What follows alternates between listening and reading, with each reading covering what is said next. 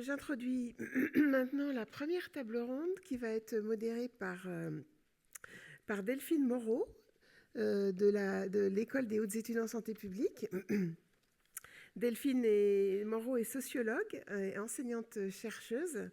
Ses recherches portent notamment sur la place des personnes accompagnées dans les interventions d'aide et de soins par les professionnels et les proches.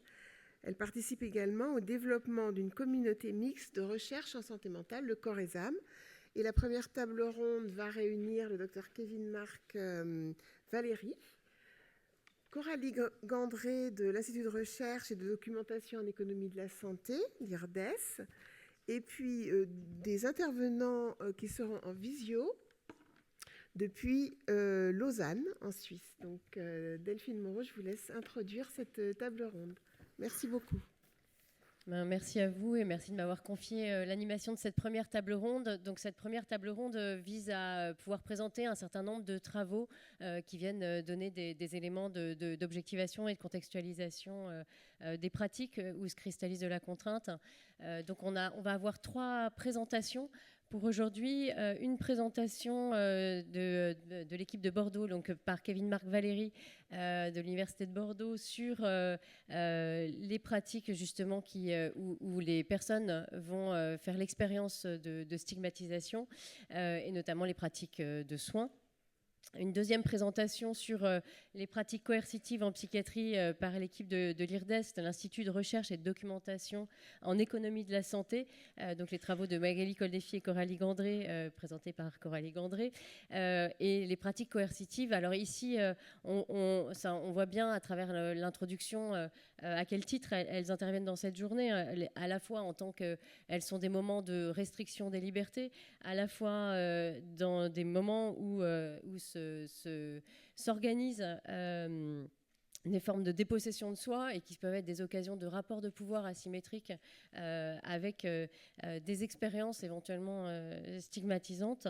Et puis, dans ce que va présenter Coralie Gandré, en montrant les contrastes dans le recours à la contrainte en psychiatrie et en montrant ce qu'indiquait Aude Caria, c'est-à-dire les effets aussi des organisations de soins et des dimensions systémiques de production de pratiques vécues comme stigmatisantes.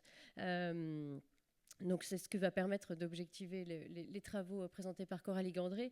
Et enfin, une dernière présentation du centre hospitalier universitaire vaudois par donc Stéphane Morandi et Benedetta Silva qui vont revenir sur l'expérience des personnes qui font l'expérience notamment de contraintes et pour aller interroger ce qui, dans l'expérience des soins, vient le plus affecter les personnes et constituer effectivement des moments de vécu de limitation, non seulement de restriction des libertés, mais aussi des vécus de discréditation et de sentiments de disqualification.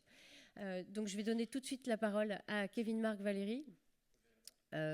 J'imagine que oui, ou je ne sais pas, ce qui est le plus confortable pour toi.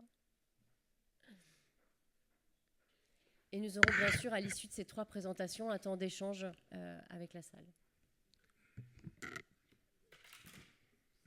Voilà. Alors, est-ce qu'on m'entend bien ? Casser l'ordi. Oui, parfait. Hop là. Donc, bonjour tout le monde. Donc, je suis Kevin Marc Valéry. Je suis là en tant que coordonnateur du programme Stigma Pro. Peut-être que vous avez déjà entendu parler de Stigma Pro. Et je suis cadre à la fondation John Bost. Donc, bonjour à tous. Bonjour Paris. Et l'idée de ma présentation aujourd'hui, c'est d'animer un peu cette matinée. Vous avez vu que Stigma Pro est présent ce matin et cet après-midi. Donc il y a le tour de force de pouvoir passer 2 fois, ça c'est sympa. Mais le deal, c'était du coup de faire quelque chose de très participatif. Donc, je vous propose de commencer par un jeu qui s'appelle Accepteriez-vous ? Et pour ce jeu, vous devez soit flasher le QR code qui est là, soit aller sur wooklap.com. Donc pour les gens qui sont en visio, c'est une animation qui vous concerne également. Vous pouvez aller sur wooklap.com, ouvrir un autre onglet, c'est peut-être plus simple. Pour les gens ici, il n'y a pas de réseau. Si ? Oh, waouh, il y a la Wi-Fi, c'est super. Non, regardez. Ça demande une petite pirouette technique, la Wi-Fi, mais il n'y a pas de code Wi-Fi, il faut aller sur visiteur et après vous avez un truc à remplir, un peu comme à l'hôtel, vous voyez. Donc voilà, je vous laisse une petite minute. J'ai malheureusement pas le plaisir de faire le service après-vente de plus de la Wi-Fi. J'en suis désolé. Et de la technique. Mais c'est déjà pas mal, hein, il y a déjà 46 connectés. Donc voilà. Et le rôle que j'ai ce matin, le rôle qu'on a, c'est de présenter des données. Et il y a des données super qui vont être présentées ce matin. Alors, du coup, dans Stigma Pro, certes, on a des données hyper intéressantes, mais on aime bien faire vivre à la salle aussi la recherche. Et du coup, mon rôle ce matin, c'est de vous mettre dans la peau des personnes stigmatisantes, des professionnels stigmatisants. Ce qui, vous allez voir, n'est pas difficile. Ok, sinon pour ceux qui sont bloqués avec le Wi-Fi, tout ça, vous pouvez copier sur les voisins, participer avec le collègue, regarder le téléphone au-dessus de l'épaule de la personne en face, enfin, voilà, toutes ces choses-là. Et sinon, il y a possibilité de participer comme ça, juste main levée. Il y a une question déjà ? Il n'y a pas de mot de passe. C'est comme à l'hôtel. Vous savez, il faut s'inscrire, comme à l'Ibis. Il faut s'inscrire, vous recevez un truc. Et ça ne marche pas. Ben oui. On est déjà 67. Alors, je commence le jeu. Et au pire, ceux qui êtes dans la salle, vous jouez avec moi. À quel point accepteriez-vous qu'une personne qui a un diagnostic de trouble psychique sévère soit un ou une artiste ? Ok.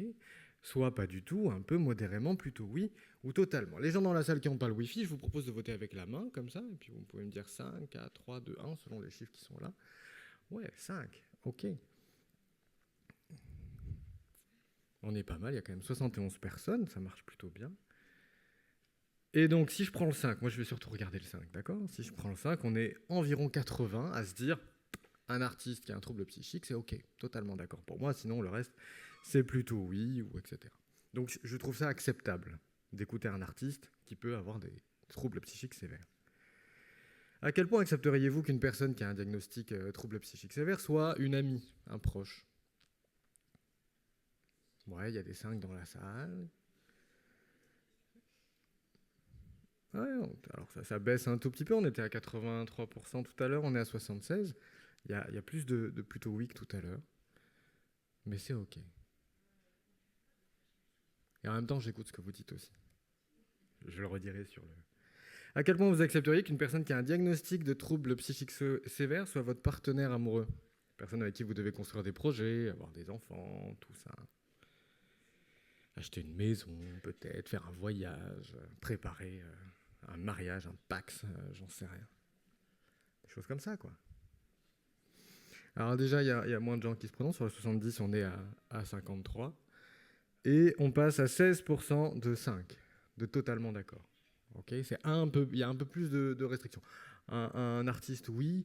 Un ami, oui. Mais un partenaire amoureux, peut-être un peu moins. On continue. La babysitter, imaginez que vous ayez des enfants, pour ceux qui ont, ou que vous ayez des enfants en bas âge, pour ceux qui ont des enfants grands. À quel point vous accepterez que le babysitter ou la babysitter soit une personne qui a un diagnostic de trouble psychique sévère.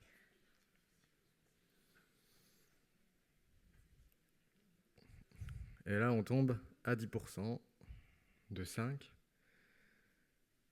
C'est quand même un peu moins. Et j'entends, alors j'ai entendu un peu dans la salle, quand je disais artiste, j'avais pas de questions. Les 5 mains levées. Dès qu'on commence à arriver un peu plus dans l'intime, ça dépend du trouble psychique. Ou est-ce que c'est stabilisé ? Est-ce que la personne est rétablie ? On a ces questions. Quand c'est des artistes, on s'en fiche visiblement, mais quand c'est les gens qui s'occupent de nos enfants ou les gens avec qui on doit être partenaire amoureux, alors là, ça nous intéresse. Et donc ce jeu, la conclusion, c'est si vous n'avez pas répondu 5 à chaque fois, il est probable que vous ayez fait preuve de stigmatisation envers le trouble psychique, ce qui est le cas du coup de toute la salle. Mais pas de panique, c'est tout à fait normal. Il y a plusieurs raisons à cela. Déjà, vous le savez peut-être pas, mais peut-être que certains de vos partenaires amoureux ou de vos babysitters avaient des diagnostics de troubles psychiques sévères, mais vu la stigmatisation dont vous faites preuve, ils ont préféré pas vous le dire.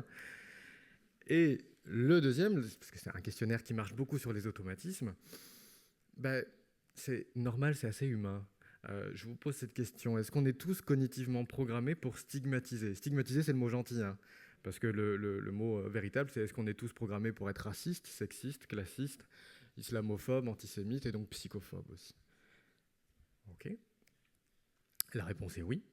On a besoin je reviens là, on a besoin de catégoriser, on a besoin de mettre dans des boîtes, nous, les humains, et les animaux aussi, et les plantes aussi. Le vivant fonctionne comme ça, il a besoin de catégoriser, de mettre dans des boîtes. Ce qui fait que ce matin, quand je suis venu, ça ne m'a pas pris 1000 ans, parce que si j'avais dû m'arrêter à chaque information visuelle pour essayer de la comprendre en entier, ça aurait été difficile, surtout que je suis passé devant une agence immobilière, j'ai vu les prix.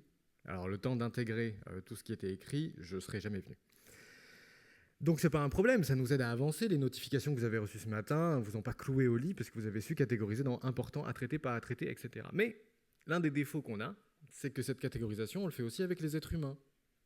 Ça s'appelle la catégorisation sociale. C'est-à-dire que les êtres humains aussi, on les range dans des boîtes. Et on divise la population, et souvent la première chose qui nous intéresse, c'est est-ce qu'on appartient ou on n'appartient pas à ce groupe-là qu'on vient de créer. Donc la première mauvaise nouvelle, si vous voulez, et qui explique un peu la stigmatisation et la catégorisation, c'est que c'est automatique chez l'humain. Okay, le bébé dans le ventre de la maman, même avant de naître, il catégorise. On a des données qui montrent qu'il fait preuve déjà d'une certaine xénophobie, puisqu'il rejette un peu plus les voix étrangères et préfère un peu plus les voix familières. Vous voyez, donc on est déjà programmé dès tout petit à faire ce genre de choses. Si jamais vous n'êtes pas convaincu, je vous propose un jeu. Je vous montre ici 3 exemples de tufa. Alors vous allez me dire, c'est quoi un tufa ? Un tufa, ça n'existe pas, d'accord ? Cherchez pas, me demandez pas, me levez pas la main pour me dire c'est quoi un tufa, ça n'existe pas. Cherchez pas, ça ressemble à rien, ça n'existe pas. Mais vous avez un premier tufa, un deuxième tufa, puis un troisième tufa. On est d'accord avec ça ? Il y a 3 tufas. Lequel des deux, en dessous, est un tufa ? Je vous propose de, pourquoi pas, reprendre le WooClap et de répondre là-dessus. Je vous remets le QR code pour ceux qui ont oublié le QR code, ou d'aller sur wooclap.com. D'ailleurs, vous pouvez garder la page ouverte, ce sera plus simple, parce que je vais jouer avec vous pendant les 10 prochaines minutes. Donc, je vous ai présenté 3 tufas, et parmi tout ce qui est présenté, lequel des deux est un tufa ? Ah oui, je peux le remettre, parce que, tac, c'est possible de le remettre. Et gardez l'onglet ouvert sur votre téléphone. Ne partez pas sur les SMS, restez avec moi. Ah, vous voulez remettre les tufas ? Allez-y, je vous remets les tufas si vous voulez. Pardon. Donc un premier tufa, un deuxième tufa, un troisième tufa.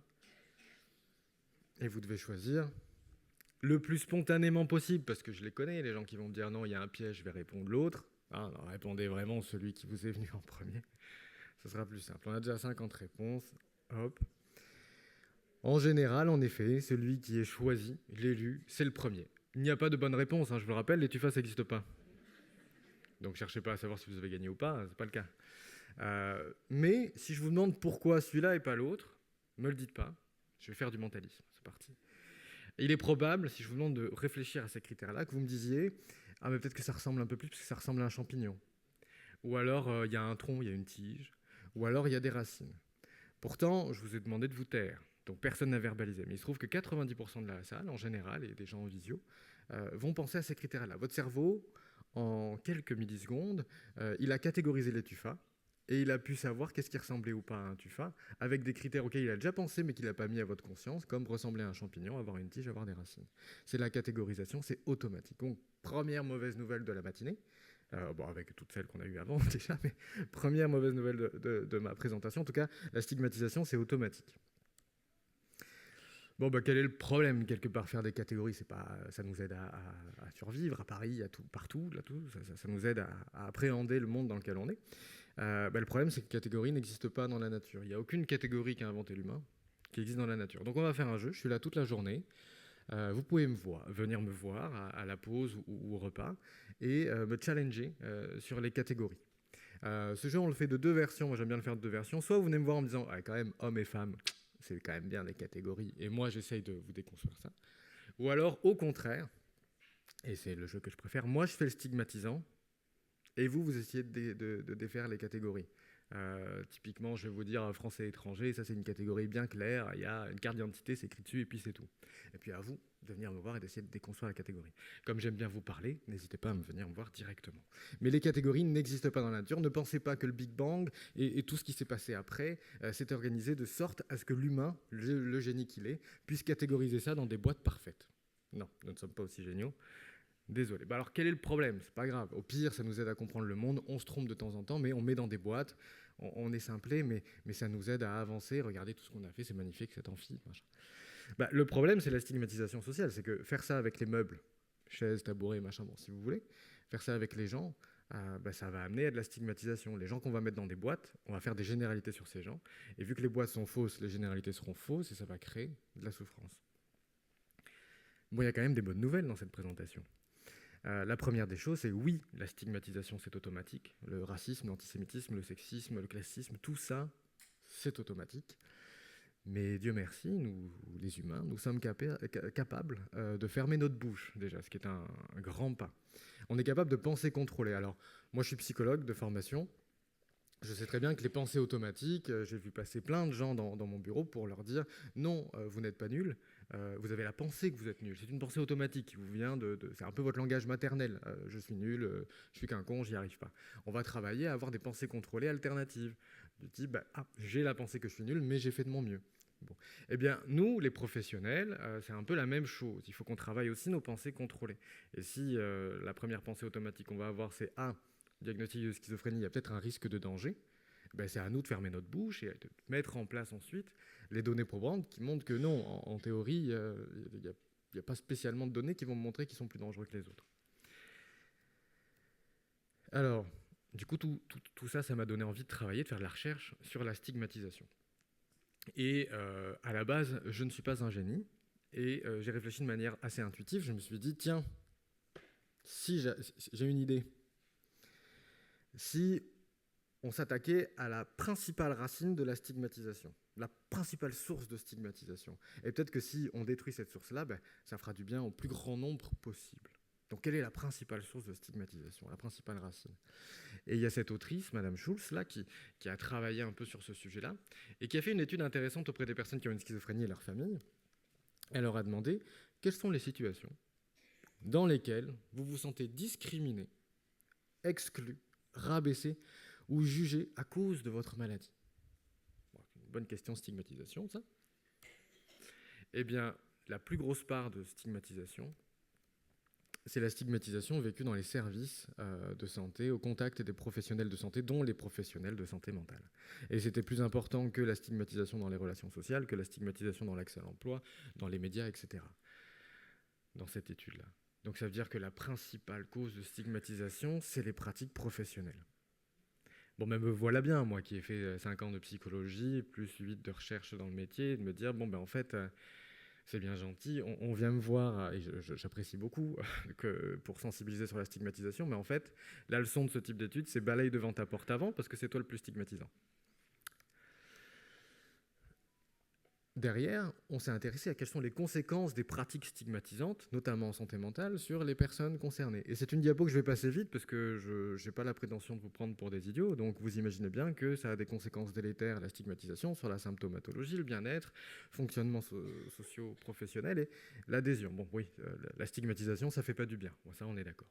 Mais moi, je me suis intéressé aussi à la stigmatisation, quelles sont les conséquences de la stigmatisation pour les professionnels de santé mentale. Les pratiques stigmatisantes, c'est quoi les conséquences d'avoir des pratiques stigmatisantes pour les professionnels? Parce que si on fait ça, c'est bien qu'il doit y avoir un avantage quelque part, peut-être quelque chose d'intéressant. Et il y a une étude de Krieger et al. Qui s'est intéressée notamment aux pratiques coercitives, où je pense qu'on sera tous d'accord pour dire que c'est une pratique stigmatisante, il n'y a pas trop de débat là-dessus.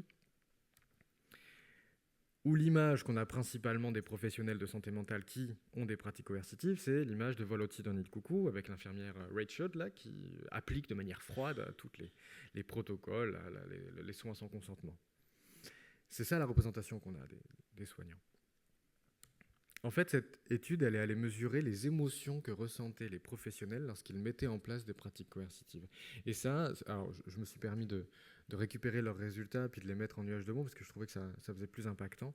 La principale émotion qu'ils ressentent lorsqu'ils mettent en place ce type de pratique-là, c'est de la compassion, de l'impuissance, du chagrin, de la colère, de l'anxiété. On ne peut pas dire que ce soit des émotions très désagréables. Très agréables, pardon. On peut dire que c'est des émotions très désagréables. Et chez nous, en psychologie, notamment en psychologie du travail, on sait que ressentir ces émotions sur son lieu de travail, c'est à fort risque de burn-out. Vous connaissez la durée de vie d'un infirmier en psychiatrie. Avant, c'était 7 ans. Maintenant, on est passé à 4 ans. Parce que c'est tellement un métier qui ne correspond pas aux valeurs personnelles de la personne, souvent que on préfère aller faire autre chose. On ne se reconnaît pas dans des pratiques comme la coercition, les punitions, les mises en isolement, et on verra le reste. Alors, je dis quand même, parce que ça intéresse souvent les gens, il y a d'autres émotions qui vous font réagir. J'entends là l'indifférence ou la puissance. En fait, c'est des professionnels très lucides qui vous disent ça, qui vous disent, bah oui, quand on se jette à 4 sur quelqu'un, on se sent puissant. Maintenant, je n'ai pas fait ce métier pour me sentir puissant de cette manière-là. J'aurais préféré me sentir puissant dans le rétablissement d'une personne. Ou alors l'indifférence, et ça c'est très très à risque de burn-out et d'épuisement professionnel, c'est des professionnels qui vous disent je ne sais pas. Je ne sais pas ce que je ressens, je préfère pas questionner mes émotions là. C'est un métier tellement difficile, je préfère déconnecter. Bon, eux, généralement, le burn-out est assez sévère après. Donc, ce que disait l'autrice principale, le princeps un peu, c'est il y a un fort potentiel stigmatisant chez les soignants. Mon fils, il dit que il a 9 ans, il dit un grand pouvoir vient avec de grandes responsabilités. Il a 9 ans, il est en terminale, il passe son bac philo à la fin de... Non, c'est dans Spider-Man. Pour ceux qui ont la rêve, moi Spider-Man, je m'en fiche, j'ai pas compris d'où ça venait, mais c'est dans Spider-Man. Mais c'est ça, l'idée de cette autrice, c'est de dire, les soignants, on a quand même un grand pouvoir, c'est-à-dire que les personnes, elles viennent nous voir quand elles sont dans un état de vulnérabilité incroyable, et donc la moindre chose qu'on va faire va avoir un écho très puissant. Et donc, si on rit pas au bon moment, la personne va se sentir moquée, et ça va avoir un écho très puissant. Si on a un geste maladroit à un certain moment, ça va avoir un écho très puissant. Bon, enfin, dans Spider-Man, il décide d'utiliser son pouvoir pour le bien, au final. Pas pour gagner de l'argent, ce qui était le premier choix qu'il avait fait. Et là, c'est la même chose qu'elle dit aussi l'autrice, c'est que du coup, les professionnels, on a aussi un fort pouvoir déstigmatisant. Sur nous, incombe, parce qu'on est les privilégiés dans ce système-là, on est les dominants, donc on a potentiellement le pouvoir de partager ces privilèges-là, de décision, de codécision, de bonne santé mentale, etc. C'est la raison pour laquelle nous, on a créé Stigma Pro, d'une part parce que la stigmatisation, les pratiques stigmatisantes ont des conséquences délétères sur les personnes, sur les familles, mais aussi sur les professionnels. Donc Stigma Pro, clairement, c'est un programme qui a pour but d'aboutir à des pratiques plus respectueuses pour tout le monde. Et c'est un programme qu'on a créé surtout pour les professionnels résistants.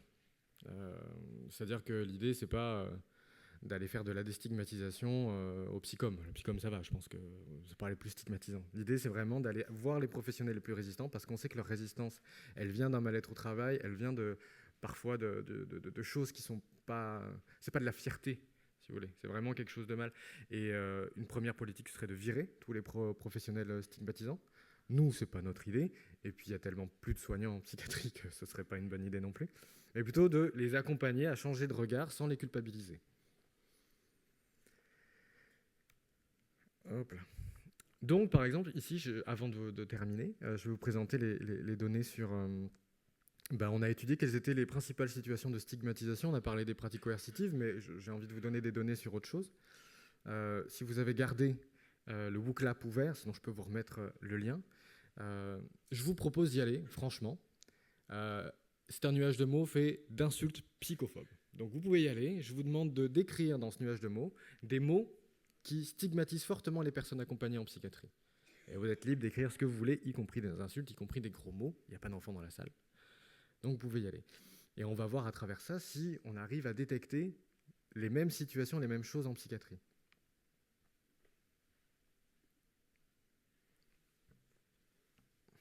Ah, vous êtes productif ce matin, dis donc. C'est bien, complètement fou, taré, dangereux, ok. Cinglé, gaga. Malade mental, ouais.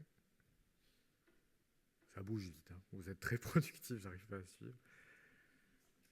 Mais on voit que fou, dangereux, cinglé, bipolaire, psychopathe, chiant, ouais, tiens, intéressant celui-là.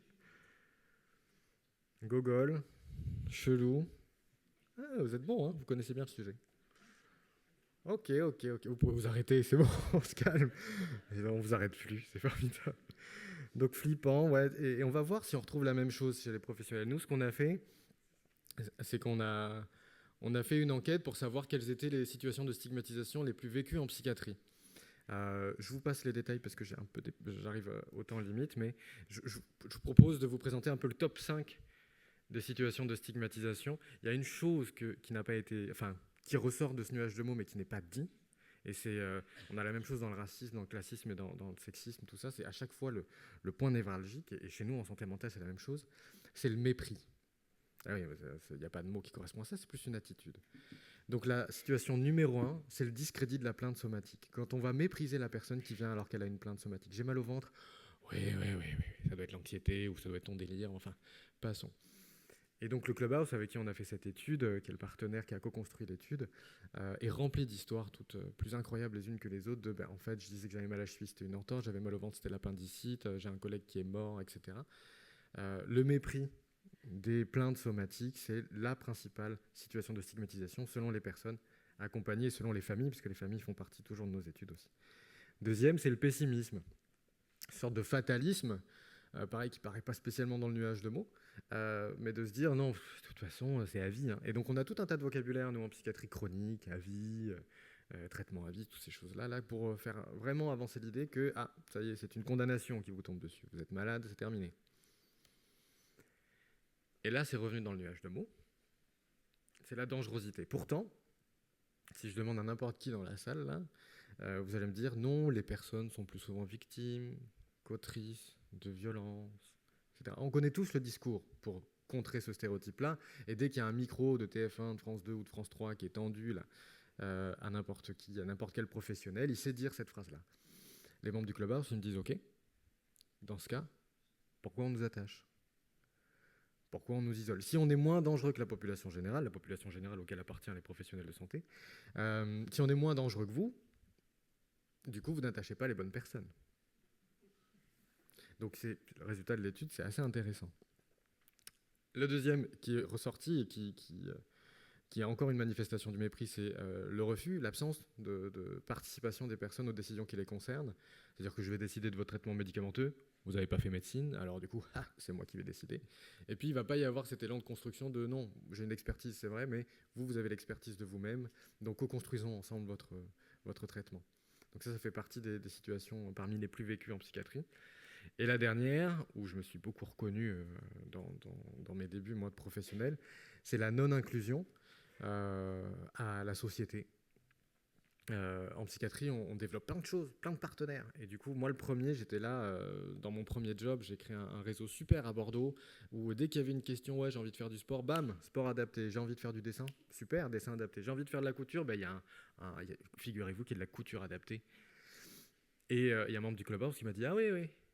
C'est vrai qu'il m'est arrivé la même chose, mais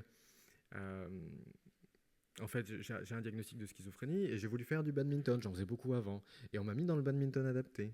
Et j'ai pas compris pourquoi. Parce que dans les symptômes de la schizophrénie, dans le DSM, il n'y a pas écrit ne sait pas faire de badminton. Et il est triple champion national de badminton adapté parce qu'il était déjà champion avant de badminton. Et clairement, il n'avait pas été pensé l'idée d'aller vers un club lambda de badminton et de l'inscrire et de le réintroduire en fait dans la société. Il a été pensé de rester dans ce tunnel de la psychiatrie et de son réseau et de faire une sorte de société parallèle avec tout ce qui existe dans la vraie société. Bon, on va la remettre, mais en adapté. Donc ça faisait partie du top 5. On a un top 15, vous pouvez aller voir l'étude, on me l'a demandé, où il y a 10 autres situations comme ça, sûrement à laquelle vous pensez. À quoi ça sert de faire ces études, si ce n'est de pointer les problèmes, parce que moi, j'aime pas les études sur les problèmes. Ça sert à créer des cibles d'intervention. Stigma Pro, rappelez-vous, c'est une formation, c'est une intervention disponible, n'hésitez pas à la commander. Et du coup, ces études nous ont permis de savoir qu'est-ce qu'on devait cibler. On va devoir cibler des pensées, des croyances, des pensées pessimistes, d'incompétence, de dangerosité, de responsabilité chez les pros qui existent encore. Des ressentis négatifs, la peur et le mépris en premier lieu. Et surtout, pour que ce soit perceptible, ce changement, pour qu'il n'y ait plus de stigmatisation, il ne faut plus qu'il y ait de pratiques stigmatisantes. Donc Stigma Pro, ça cible le discrédit de la plainte somatique, les relations asymétriques, le manque de coopération avec les personnes, le manque d'explication d'informations, les gestions inadaptées de la communication avec les proches, notamment le fait de leur raccrocher au nez, et j'en passe, parce qu'avec les proches, Dieu sait qu'il y a des pratiques stigmatisantes, et tout ce qui est pratiques violentes et sans consentement, les punitions, etc. L'enfantilisation, vous avez compris. On cible tout ça. Stigma Pro a développé derrière une formation sur le long terme, parce que vous ne croyez pas que le changement de regard, ça se fait en une demi-journée, j'espère. Donc oui, ça prend du temps, forcément, et ça demande des moyens. Mais où on a plein de solutions, et je ne vous les présente pas maintenant, parce que c'est c'est l'intervention de ce soir. Donc, c'est terminé. Merci beaucoup pour votre attention.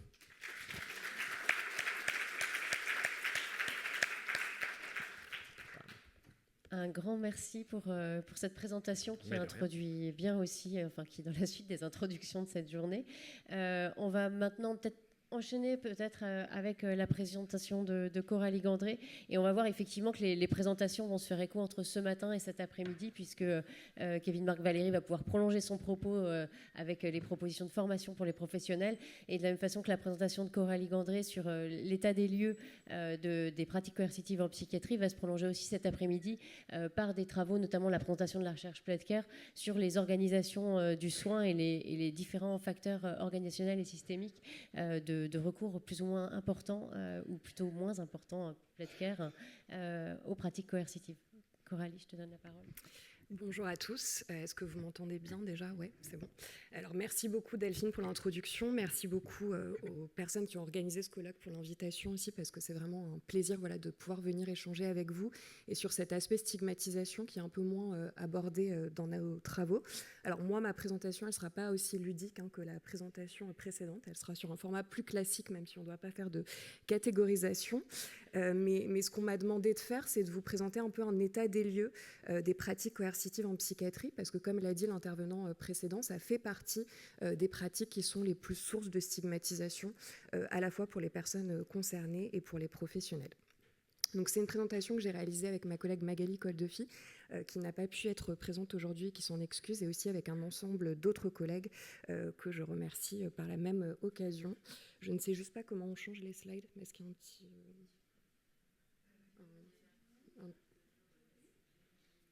Ah, c'est ça, oui. Okay. Parfait. Alors, ça a déjà été un peu dit, notamment par André Faragne, mais les pratiques coercitives, ce sont des pratiques qui sont propres à la psychiatrie, ce qui a son importance en termes de stigmatisation, et je reviendrai dessus par la suite. C'est la seule spécialité où le soin sans le consentement des personnes est possible. C'est absolument impossible dans les autres spécialités médicales. Et au sein des soins sans consentement, il y a aussi l'autorisation, avec un cadre légal dédié depuis 2016, d'aller vers des pratiques encore plus restrictives de liberté, qui sont l'isolement et la contention mécanique. Et ce nouveau cadre légal, il a imposé le recueil obligatoire de ces mesures-là, ce qui a permis de pouvoir vous fournir des données aujourd'hui sur l'ampleur de ces mesures. Mais cependant, ça ne doit pas masquer le fait qu'il y a tout un ensemble d'autres pratiques coercitives qu'on ne peut pas documenter actuellement à l'échelle nationale en France et qui sont tout autant source de stigmatisation. Donc je pense par exemple à la contention chimique, à la fermeture des services, au port obligatoire du pyjama, à la suppression des effets personnels, à la liberté d'aller et venir qui parfois est restreinte. Et toutes ces pratiques, et ça c'est déjà quelque chose qui a été mis en avant par André Ferragne, n'ont pas fait de preuve de leurs bénéfices thérapeutiques pour les personnes suivies en psychiatrie, alors qu'au contraire, leurs effets indésirables sont bien documentés. Donc c'est notamment le cas de la contention en termes d'effets somatiques, puisqu'il peut y avoir des problèmes circulatoires et cutanés qui peuvent aller jusqu'au décès dans les cas les plus sévères, et puis aussi des effets sur la symptomatologie psychique, avec parfois un stress post-traumatique, une aggravation du trouble psychique, et puis bien sûr ça peut nuire à la relation thérapeutique et à l'expérience de soins. Et ça, c'est des choses qui sont bien connues, à la fois à l'international et en France, et qui font qu'il y a un soutien des instances publiques et des instances politiques en vue d'essayer de réduire l'usage de ces pratiques. Donc ça apparaît dans toutes les recommandations internationales de bonnes pratiques, et c'est aussi un des objectifs de la feuille de route santé mentale et psychiatrie, qui guide l'action publique dans ce champ depuis 2018. Alors là, pour essayer de faire une petite revue de la littérature internationale sur le lien entre pratiques coercitives et stigmatisation. Donc déjà, ce sont des pratiques qui impliquent l'exercice d'un pouvoir sur les personnes vivant avec un trouble psychique, donc ce qui peut entraîner chez ces personnes un sentiment de perte de contrôle, et ça va être vecteur d'auto-stigmatisation et de rupture de confiance avec le système de santé. C'est des pratiques qui peuvent générer de la peur et de la honte chez les personnes qui les subissent. Ça peut alimenter aussi un sentiment de déshumanisation et le sentiment de dévier des normes sociales. Et ce qui est observé dans la littérature internationale, c'est qu'il y a une tendance chez les professionnels à normaliser ces pratiques à mesure que leur usage augmente. Tout l'intérêt de documenter l'ampleur de cet usage en France. Le caractère spécifique à la psychiatrie que j'ai posé en introduction, il contribue aussi à ces représentations stigmatisantes parce qu'il alimente les représentations selon lesquelles les personnes avec des troubles psychiques seraient plus dangereuses que les autres. Ça a déjà été évoqué par l'intervenant précédent. Et donc, ça peut entraîner de la peur et de la distanciation sociale vis-à-vis de ces personnes. Et ces deux représentations, ça a déjà aussi été un peu dit, mais qui sont renforcées par les reportages sensationnalistes, les films. Vous me passerez l'expression, mais ce sont des pratiques qui sont télégéniques. Justement, les reportages de TF1, etc., aiment bien montrer ce type de pratiques. Et donc ça contribue aussi à des images négatives des institutions psychiatriques et des professionnels qui exercent au sein de ces institutions. Et ça a déjà aussi été un peu dit, mais voilà, j'en fais une synthèse. C'est une source de perte d'attractivité de la discipline pour les professionnels. Et c'est le concept notamment de moral injury qui est en train d'émerger dans la littérature internationale. Donc de préjudice moral, c'est le fait pour les professionnels de se retrouver dans des situations où ils doivent mettre en œuvre des pratiques qui sont contraires à leurs principes moraux. Et donc voilà, ça crée une dissonance et ça peut conduire effectivement, comme vous l'avez dit, à quitter la profession dans certains cas. Et puis pour ce qui est de la population générale, dans la littérature internationale, il est observé que l'approbation de ces pratiques par la population générale est plus importante quand cette population a des attitudes plus stigmatisantes envers les personnes avec des troubles psychiques. Donc on voit bien qu'il y a vraiment un lien entre stigmatisation et pratiques coercitives qui s'exercent à plein de niveaux. Voilà. Donc dans ce contexte, moi, mon rôle aujourd'hui, c'est de vous fournir un panorama des données disponibles en France sur le recours à ces pratiques qui peuvent être source de stigmatisation, donc d'estimer leur recours à l'échelle nationale, donc sur celles pour lesquelles on a des données. Donc c'est pas exhaustif, on sait qu'il y a des pratiques coercitives qui passent sous les radars, mais du coup, à minima, pour les soins sans consentement, l'isolement et la contention qui font l'objet d'un recueil obligatoire. Pour l'isolement et la contention mécanique plus spécifiquement, on s'est attaché aussi à décrire les variations entre établissements et à essayer de commencer d'expliquer ces variations, de voir quelles pouvaient être les déterminants de ces variations entre établissements pour éventuellement fournir des leviers pour des interventions, pour des politiques publiques.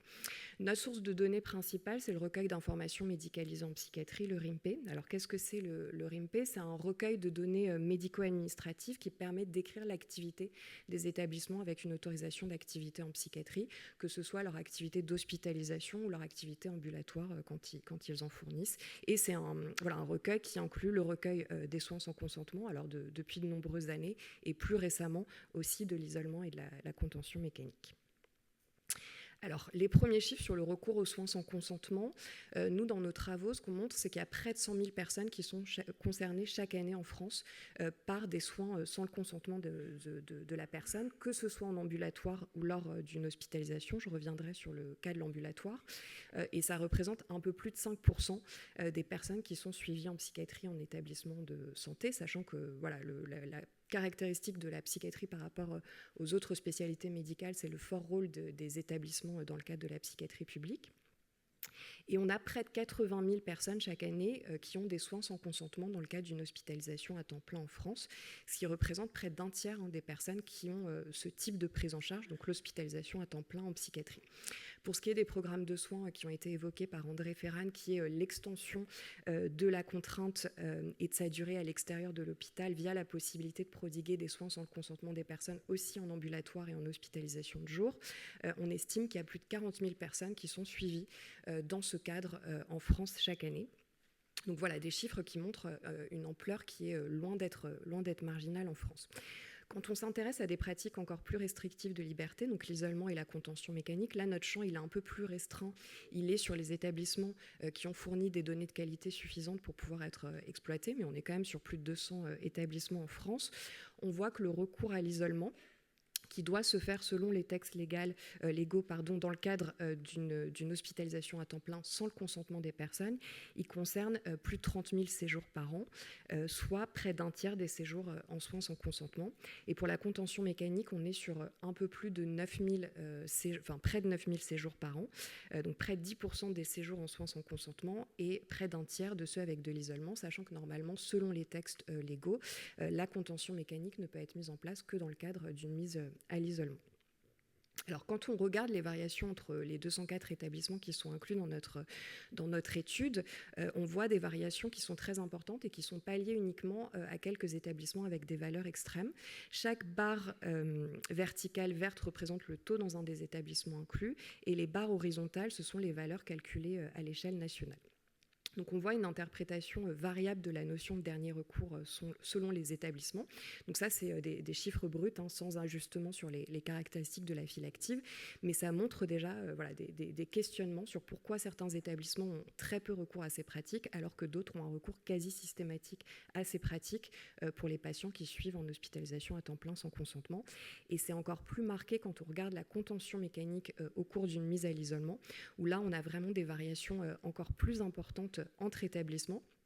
Mais peut-être au sein de ces résultats qui interrogent un résultat positif, on a près d'une vingtaine d'établissements qui ne rapportent pas du tout de contention mécanique une année donnée. Donc voilà, ça semble être quelque chose qui est possible pour certains établissements. Donc après ces données descriptives, l'idée c'est d'essayer d'ajuster sur les caractéristiques des établissements et de comprendre ce qui peut jouer un rôle sur ces variations-là. Donc ça, c'est quelque chose qu'on a essayé d'analyser dans le cadre d'une analyse multivariée, multiniveau. Déjà, le premier résultat qu'on observe, c'est qu'en fait, il y a une part notable des variations qui est davantage expliquée par des variables au niveau des établissements que par des variables spécifiques aux personnes suivies ou aux caractéristiques de leur séjour. Et c'est quelque chose qui est particulièrement notable pour la contention mécanique.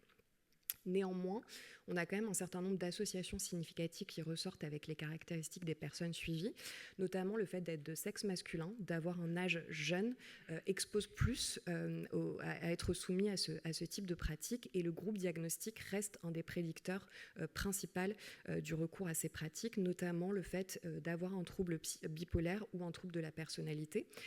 On observe aussi que les personnes avec un trouble du spectre de l'autisme ou une déficience intellectuelle, pour lequel la prise en charge en hospitalisation à temps plein en psychiatrie n'est pas forcément la prise en charge la plus recommandée, sont surreprésentées dans la population avec des mesures d'isolement et de contention mécanique. Un résultat qui est aussi particulièrement fort quantitativement, c'est l'augmentation du recours à l'isolement pour les personnes détenues et au contraire un recours moindre à la contention mécanique pour ces personnes, ce qui suggère qu'elles sont mises à l'isolement pour des raisons sécuritaires et non pour des motifs cliniques, ce qui est contraire aux recommandations de bonne pratique, et y compris à des recommandations de la DGOS qui sont sorties l'année dernière, maintenant il y a 2 ans, sur la prise en charge des détenus en psychiatrie générale. On voit que quand la personne est connue par les services, qu'elle a déjà eu des prises en charge dans l'établissement, on a un moindre recours à l'isolement. Donc, ce qui suggère quand même que quand les équipes connaissent la personne, qu'elles ont appris à travailler avec cette personne, elles ont moins recours à ce type de pratique. L'arrivée par les urgences, par contre, est un facteur de risque pour la mise à l'isolement ultérieurement au cours de l'hospitalisation psychiatrique, en dehors de contention qu'on ne peut pas documenter aux urgences à l'heure actuelle. Alors on a aussi, donc je vous avais dit que les variables au niveau établissement expliquent une forte part des variations. Néanmoins, dans les variables que nous on a de disponibles quantitativement à l'échelle nationale, on arrive à retrouver assez peu d'associations significatives. Donc il y a quand même une part des variations qu'on n'arrive pas à expliquer à ce jour. Mais en tout cas, on voit que pour l'isolement, le type d'établissement dans lesquels on est pris en charge peut jouer un rôle sur le risque d'avoir ces pratiques. On voit un risque de mise à l'isolement qui est moins élevé dans les centres hospitaliers universitaires et les établissements publics pluridisciplinaires comparativement aux établissements spécialisés, même en ayant ajusté sur les caractéristiques de leur file active qui peuvent différer. Et pour la contention mécanique, ce qu'on voit, c'est que quand le ratio infirmier par personne suivie augmente, on a quand même un moindre recours à la contention mécanique.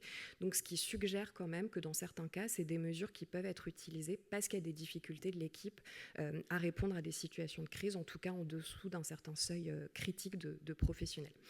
Un résultat un peu contre-intuitif, mais que je vais vous expliquer par 2 hypothèses, c'est que quand le pourcentage de séjours sans consentement parmi les séjours à temps plein de l'établissement augmente, on a un moindre recours à la contention mécanique. Alors ça peut être parce qu'en fait on a un acquis de l'expérience. Quand les équipes sont souvent confrontées à des à des personnes qui sont hospitalisées sans leur consentement, qui n'est pas toujours un choix qui relève de l'établissement. Ça peut aider à développer des automatismes de désescalade, à avoir moins peur de cette population spécifique aussi, et à faire preuve de moins de stigmatisation entraînant des pratiques coercitives chez ces personnes. Ça peut aussi être un résultat un peu mécanique qui permet d'identifier des établissements qui ont un recours limité à l'hospitalisation à temps plein, qui ont vraiment limité l'hospitalisation à temps plein à une portion vraiment congrue de la file active, vraiment la plus sévère, donc des établissements plus ouverts vers la cité, qui du coup ont voilà, on divise par un nombre plus important, donc mécaniquement, voilà, ça fait augmenter ce pourcentage de séjours sans consentement, mais juste parce que la file active à temps plein est plus faible dans ces établissements.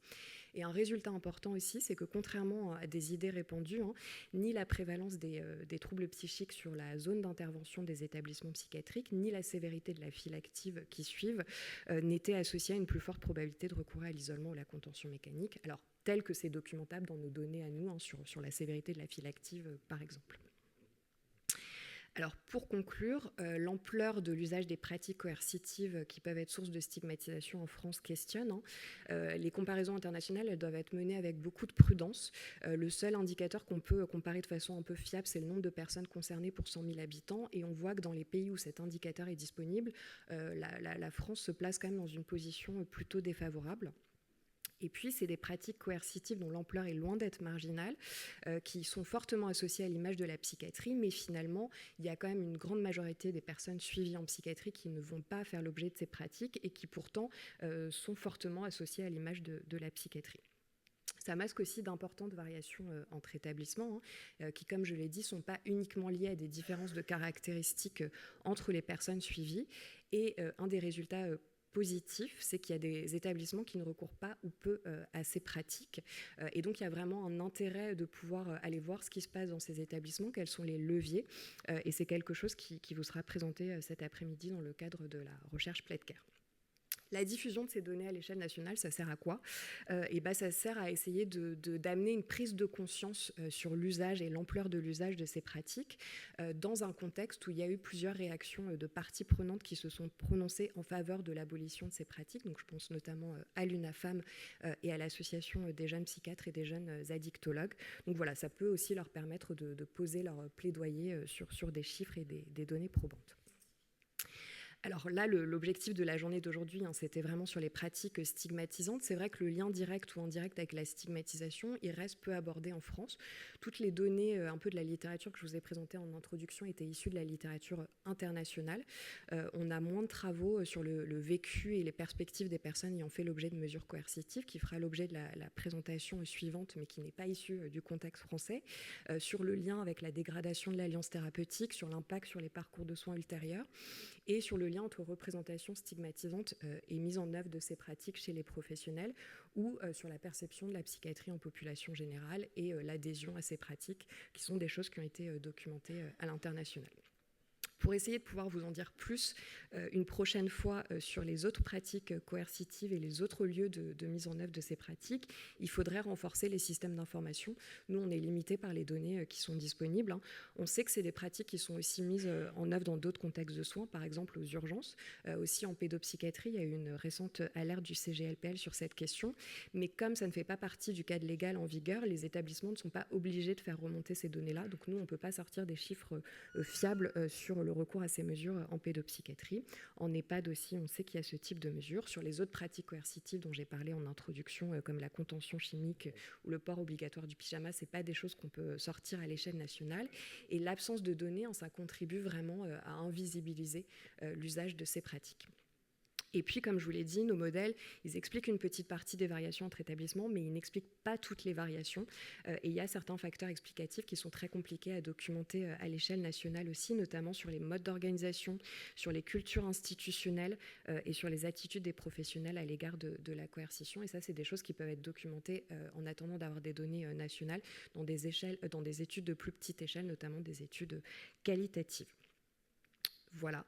Si vous voulez en savoir plus, je vous ai mis un peu tous les travaux qu'on a fait sur ce sujet. Et voilà, on a pour projet aussi de mettre à jour les données régulièrement et de pouvoir aller sur des travaux sur l'impact de la mise en place d'un cadre légal sur le recours à ces pratiques au sein des établissements et sur l'impact du recours à ces pratiques aussi sur les parcours de soins ultérieurs des personnes. Merci beaucoup de votre attention.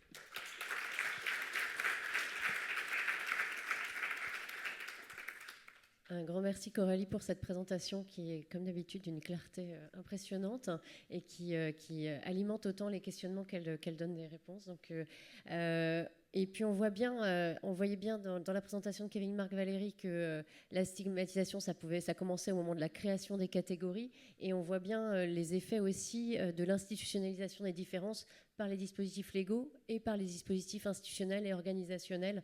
Et effectivement, la recherche Pletker reviendra aussi là-dessus, sur les dispositifs organisationnels et organisationnel. Mais Coralie, tu faisais la transition toi-même. On a aussi besoin de données pour savoir l'articulation entre pratique coercitive et stigmatisation, et au fond aller chercher aussi l'expérience des personnes concernées elles-mêmes.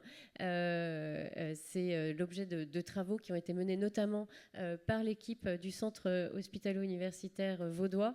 Et alors j'espère que la connexion se fait bien, puisque Benedetta Silva et Stéphane Morandi vont intervenir à distance. Je vois qu'il y a tout un travail de préparation pour leur intervention. Et c'est le moment Il faut leur ouvrir le micro et parler un peu. Alors, est-ce que vous nous entendez? Oui, très bien. On vous entend. Est-ce que vous avez activé la caméra aussi? Le son, ça va, mais on n'a pas l'image. Alors, nous, on a notre caméra est activée, oui. Oui. Voilà. On vous voit. Très bien, super, merci. Bonjour Et on aurait juste Benedetta encore... Silva et Stéphane Morandi, merci d'être avec nous à distance. Bonjour. Bonjour. On aura encore besoin de partager notre écran. Oui. Normalement, vous avez la possibilité de partager votre écran. Ça devrait fonctionner. D'accord, alors on va essayer. Et vous allez nous dire si ça marche. Est-ce que c'est bon? Oui, c'est très bien. On vous entend bien et on voit bien votre présentation. Super, parfait. Je vous donne la parole. Juste, Delphine, combien de temps on a, vu que le temps a pas mal filé? Oui, le temps a pas mal filé, mais on voudrait quand même avoir le temps de vous entendre. Alors, je ne sais pas si je pense que vous pouvez faire votre présentation. Je crois qu'on avait parlé d'un quart d'heure dans la préparation. Donc, si vous pouvez tenir le quart d'heure, ce serait idéal. Et puis, on prendra quand même quelques minutes, peut-être pour des échanges après, en essayant de pas trop déborder. Mais on vous laisse quand même parce qu'on a envie de vous entendre. Oui, ok. Alors.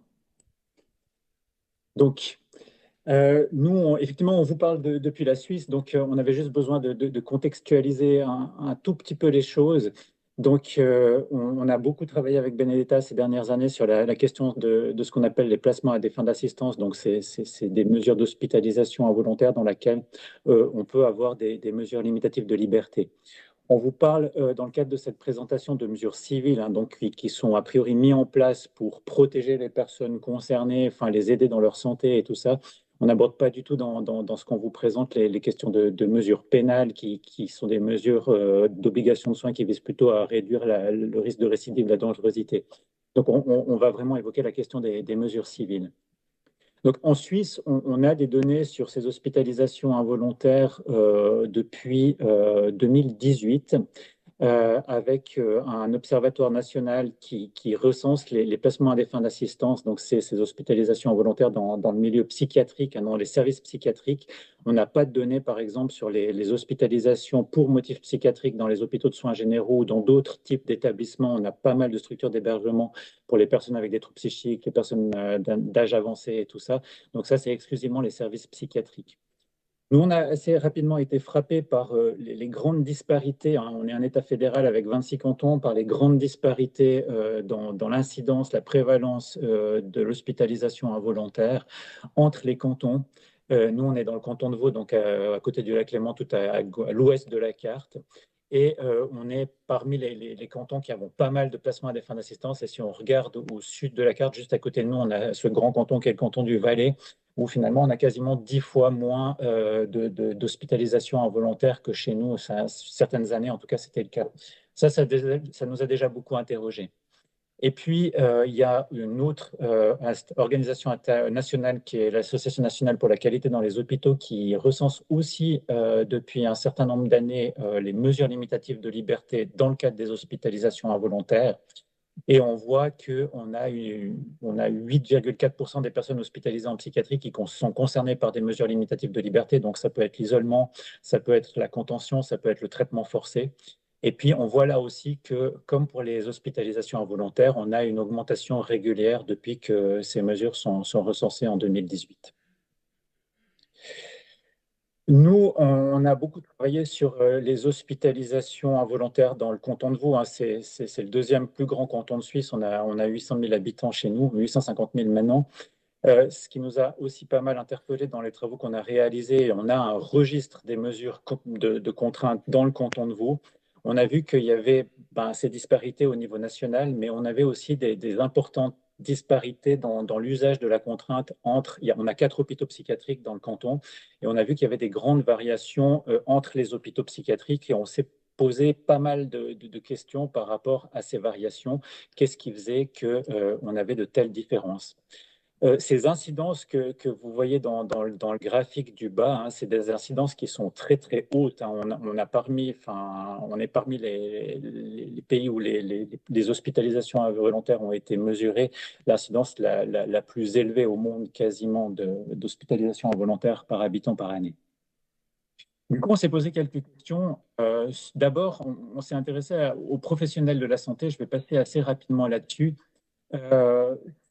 La première étude qu'on a fait, c'était essayer de comprendre un petit peu finalement comment les professionnels de la santé vivaient la contrainte. Il y a beaucoup de choses qui ont été dites dans les 2 présentations précédentes. Ce qu'on trouvait assez intéressant à relever là comme résultat, c'est qu'il y a une partie des professionnels, plus d'un tiers, qui estiment que oui, la contrainte, c'est une atteinte aux droits fondamentaux des personnes concernées, mais il y en a 42% qui estiment que la contrainte est indispensable en psychiatrie, et si on va plus loin, il y en a même presque 1 sur 2 qui estiment que la contrainte, ça joue un rôle thérapeutique. Quand on interroge un petit peu le vécu des professionnels par rapport à l'usage de la contrainte, alors oui, il y a ces dilemmes éthiques, protéger versus respecter les droits de la personne, leur autonomie et tout. Mais il y a aussi un impact émotionnel qui peut être assez fort chez les professionnels. Ils peuvent ressentir des pressions internes par rapport à ces émotions négatives vécues, ça a été dit tout à l'heure. Et puis, il y a aussi parfois des pressions externes qui sont importantes, des familles qui mettent la pression pour que leurs proches soient hospitalisés. Mais quand on intervient dans des situations d'urgence, parfois ça peut être la police, les ambulanciers, d'autres professionnels qui sont là. Et puis, dans le cadre des hospitalisations, évidemment, le reste du personnel qui met la pression sur la personne qui est le médecin en général, qui doit décider de la mesure de contrainte. Et puis, il y a cette crainte toujours relative à aux conséquences sur la relation thérapeutique. On a aussi voulu comprendre pourquoi il y avait des différences intercantonales, et on a présenté dans le cadre d'une deuxième étude des vignettes cliniques à différents professionnels qui sont des spécialistes de l'usage de la contrainte. C'est les médecins urgentistes, c'est les médecins psychiatres qui travaillent dans les services d'urgence, dans les services de liaison. Et on en a interrogé à peu près, combien il y en avait, 200 ? À peu près 200. Et on a essayé, en soumettant les vignettes, de voir s'il y avait des gens qui avaient plus tendance à prononcer des placements en défense d'assistance, donc des hospitalisations involontaires, que d'autres, en se disant, puisqu'il y a beaucoup plus de placements à défense d'assistance dans le canton de Vaud par rapport au Valais, peut-être que les médecins vaudois prononcent plus facilement dans différents cadres. Ce qu'on a vu à travers cette étude, c'est que ce n'était pas du tout vrai. Vraiment, le fait de décider ou pas d'une mesure de contrainte dépend vraiment du contexte, de la vignette clinique qu'on présente aux professionnels. Et puis, par rapport à chaque vignette, il y a des choses qui vont ressortir. Par exemple, si on a un patient qui est non collaborant à des soins somatiques dans le cadre d'une pathologie grave, et puis qui présente des risques importants pour sa santé, là, par exemple, les médecins internistes, généralistes, sont beaucoup plus à l'aise que les psychiatres à dire on ne recourt pas à la contrainte et on va essayer d'autres méthodes pour soigner la personne. Ce qu'on me dit, ce que je voulais dire par rapport à la première étude qu'on vous présente là aussi, c'est que ce qu'a montré cette étude, c'est qu'en tout cas, il y a une forme d'habituation à la contrainte, c'est-à-dire que des personnes qui sont plus régulièrement, les professionnels qui travaillent dans des milieux où il y a plus régulièrement des mesures de contrainte qui sont appliquées ou qui eux-mêmes utilisent plus régulièrement de la contrainte, vont être moins dérangés, moins gênés dans le fait de devoir utiliser de la contrainte. Et puis, une autre chose qu'on trouvait assez importante qui est sortie de cette étude, c'est qu'on a posé cette question aux professionnels. On leur a dit, est-ce que parmi vos proches, il y a une personne concernée par les troubles psychiques? Et puis, les personnes qui avaient répondu oui à cette question avaient aussi un beaucoup plus grand malaise à recourir à la contrainte que les autres. On en vient aussi aux patients. Juste un petit mot par rapport à la place des patients dans le système de santé, outre le fait qu'ils sont soignés dans ce système de santé. Nous, on travaille au service de psychiatrie communautaire et on a essayé modestement, mais de mettre en place des choses pour permettre aux patients de jouer des rôles différents. Vous parliez tout à l'heure d'inclusion. Et on a essayé de faire des choses dans ce sens-là depuis un certain nombre d'années. Donc en 2017, on a fait des expériences en engageant des pairs praticiens en santé mentale au sein des équipes cliniques pour accompagner les professionnels, voir certaines situations hospitalisées en ambulatoire. En 2019, on a créé un colloque de recherche qui est ouvert aux patients, qui est ouvert aux associations de patients, aux associations de proches aussi, dans lesquelles on présente les projets de recherche, on présente les idées qu'on aimerait développer dans le cadre de projets de recherche.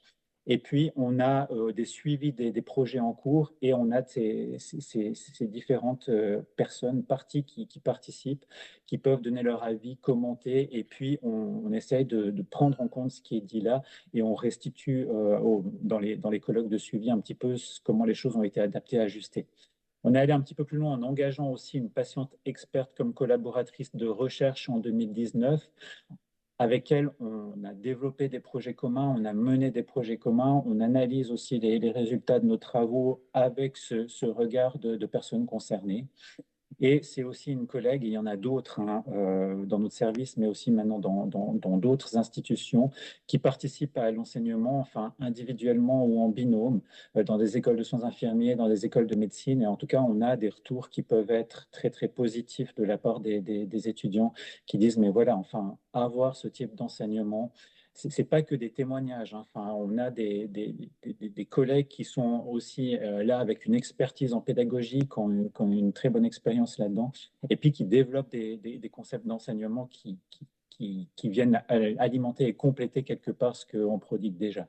Et puis là, dernièrement, on vient d'obtenir un financement pour l'engagement d'une paire praticienne en santé mentale dans le cadre d'un projet de recherche dont Benedetta va brièvement parler tout à l'heure, mais où le rôle sera encore un peu différent. L'idée, c'est vraiment de pouvoir superviser l'équipe clinique qui va mener une intervention et la paire praticienne, elle, va faire la supervision de l'équipe clinique en collaboration avec le psychiatre. Donc, on a publié différentes choses sur ces différents rôles au fil des dernières années. Et je passe la parole à Benedetta, qui va vous parler plutôt de la perspective des personnes concernées dans le cadre de l'expérience de contrainte.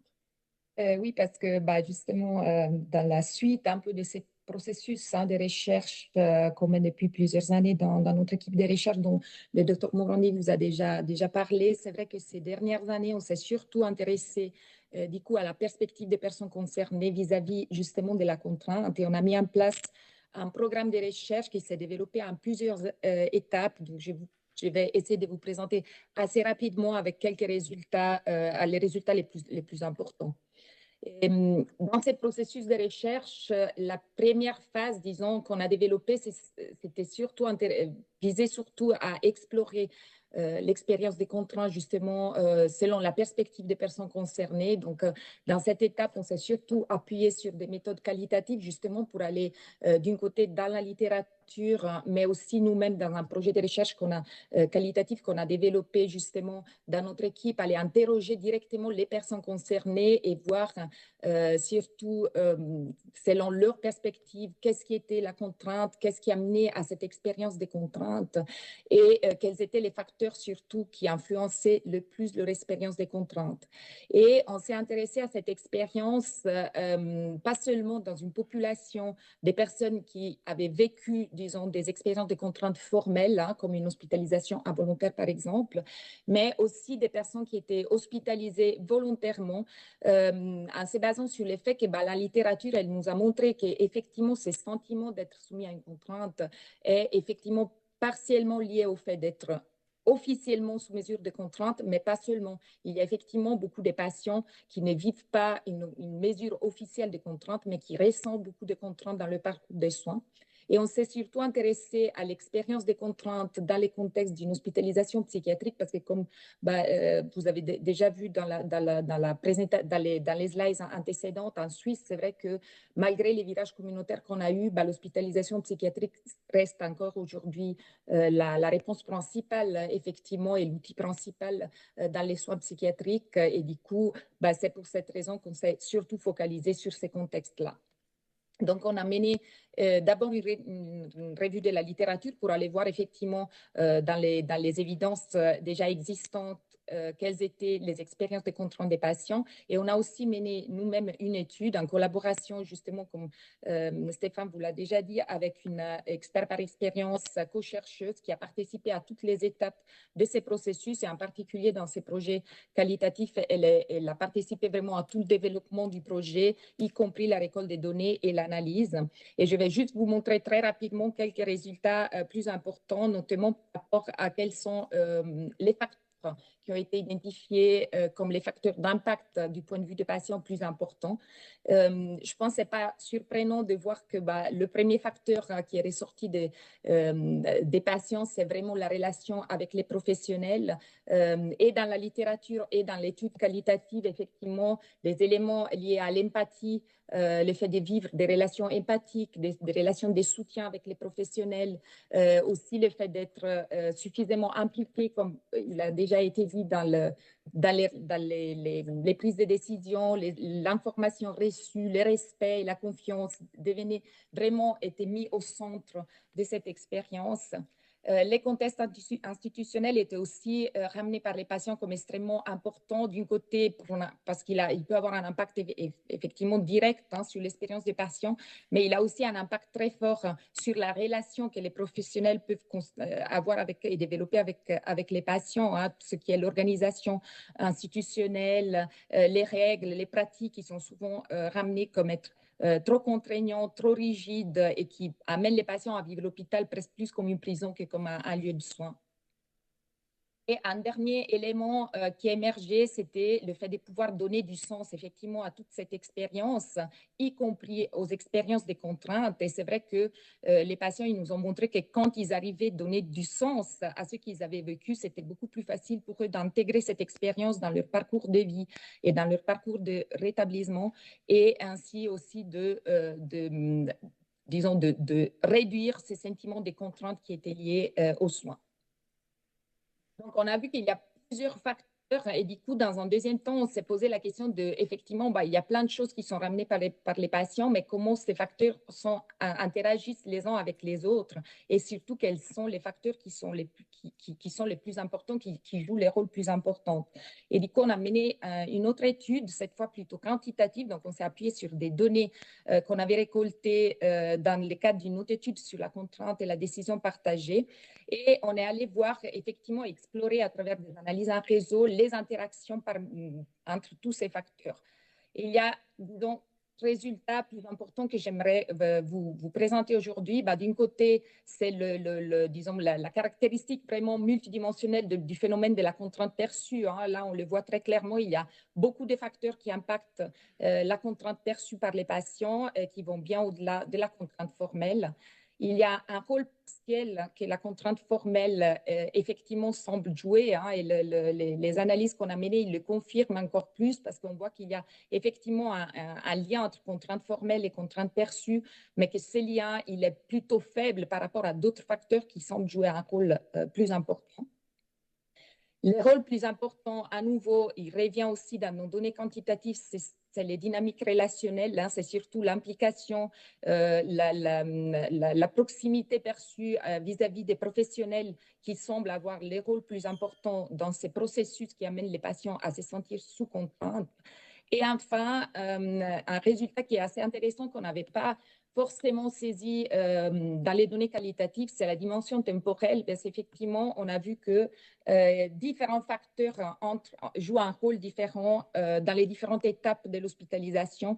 L'implication dans la prise de décision est surtout importante au début de l'hospitalisation, au moment de l'admission. Par contre, pendant l'hospitalisation, c'est surtout ces sentiments de proximité, de contact avec les professionnels qui sont joués un rôle plus important. Et la question de l'équité perçue du respect semble par contre être un facteur extrêmement important pour réduire l'impact de l'expérience de contrainte sur la satisfaction globale que les patients amènent par rapport à toute l'expérience d'hospitalisation. Donc, il y a plusieurs implications cliniques qui découlent de ces résultats. La première, c'est que vu sa dimension multidimensionnelle, la première conclusion qu'on peut tirer, c'est que réduire la contrainte formelle n'est pas forcément suffisant pour réduire effectivement les sentiments des patients d'être soumis à des formes des contraintes. La dimension temporelle qu'on vient d'évidencier au même temps, ça nous donne de l'espoir parce que ça nous montre que même quand la contrainte ne peut pas être évitée, surtout au début de l'hospitalisation, on peut peut-être encore faire quelque chose dans les étapes suivantes si on intervient assez rapidement et réduire ainsi les effets négatifs que cette contrainte peut avoir sur les patients. Et le dernier point, c'est effectivement l'importance de focaliser les pratiques cliniques sur l'empathie, l'équité, le respect, la confiance, l'implication des patients et donc de développer de plus en plus des interventions qui sont axées sur les rétablissements, c'est des interventions qui prennent en compte tous ces éléments. Et c'est pour ça qu'effectivement, dans la troisième phase, qui est la phase dans laquelle on est encore actuellement, on a développé une intervention. Et c'est une intervention bref de case management, justement, qui prend en compte tous ces éléments-là et qui vise effectivement à favoriser le rétablissement personnel des patients avec l'objectif de réduire l'impact de la contrainte que la contrainte peut avoir sur une population des patients qui sont hospitalisés sous contrainte. Donc une population de personnes hospitalisées involontairement, donc pour lesquelles la contrainte n'a pas pu être évitée, effectivement, mais dans l'idée de pouvoir encore faire quelque chose pour réduire l'impact négatif. On a juste une dernière slide de conclusion pour faire le lien aussi avec la question de la stigmatisation. Peut-être dire que la subjectivité des professionnels donc, joue un rôle quand même assez déterminant dans le recours à la contrainte. On l'a vu, on a cherché aussi à travers toutes les études épidémiologiques qui ont été faites plutôt différentes choses qui pouvaient expliquer les variations entre cantons, entre institutions. Et finalement, ce qui semble quand même ressortir de manière prépondérante, c'est la culture institutionnelle. Et puis, on a vu qu'il y avait des différences aussi quand même interindividuelles qui étaient importantes, d'où aussi l'importance de l'interdisciplinarité. On trouve en tout cas, nous, que c'est vraiment important d'impliquer les personnes concernées aux différentes étapes des projets de recherche, mais aussi de la mise en place des projets cliniques et des développements cliniques. Et puis finalement, la qualité du lien thérapeutique perçu par le patient, elle influence grandement le sentiment de contrainte. Et là, on estime que, il y a les aspects contraintes formelles, il y a aussi tout un travail à faire sur la formation des professionnels et la mise en place d'interventions qui permettent de moduler différemment l'expérience de la contrainte par les patients. Voilà. Merci beaucoup. Merci pour cette présentation et merci pour cette conclusion aussi qui montre, et ça je trouve que c'est aussi un changement dans les recherches qui ont été présentées, c'est effectivement la nouvelle place des personnes concernées dans les travaux de recherche eux-mêmes, qui change aussi la façon dont on pose les questions et dont on établit les résultats. Donc ça je pense que c'était un point aussi important de la conclusion et un point important d'attention aux recherches qu'on peut développer sur les pratiques de soins notamment.